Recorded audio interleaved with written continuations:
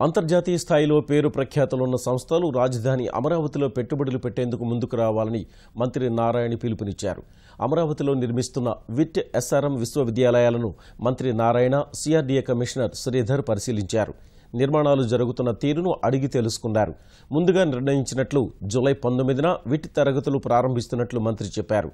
విద్యా సంస్థలకు కావాల్సిన మౌలిక వసతులు త్వరితగతిన పూర్తి చేస్తామని సిఆర్డీఏ కమిషనర్ తెలిపారు. ఇంటర్నేషనల్ స్టాండర్డ్స్ ఈరోజు ఎస్ఆర్ఎం విట్ ఏదైతే ముఖ్యమంత్రి గారు ఊహించి ఎలాంటి ఇన్స్టిట్యూషన్స్ తీసుకొస్తే ఇక్కడ ఎకనామిక్ గ్రోత్ వస్తుంది. ఎందుకంటే ఈరోజు ఈ 2 ఇన్స్టిట్యూషన్స్ రావటం వల్ల విద్యార్థులు వస్తారు.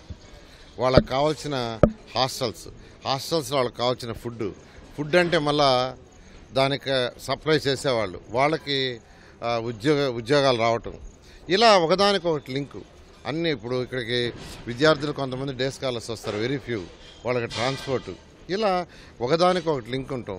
ఇక్కడ ఎంతోమంది స్టాఫ్ ఉంటారు, స్టాఫ్కి కావాల్సిన హౌసెస్ కావాలి, హౌసెస్కి మళ్ళీ కన్స్ట్రక్షన్ జరుగుతుంది, దానివల్ల ఎకనామిక్ గ్రోత్ వస్తుంది.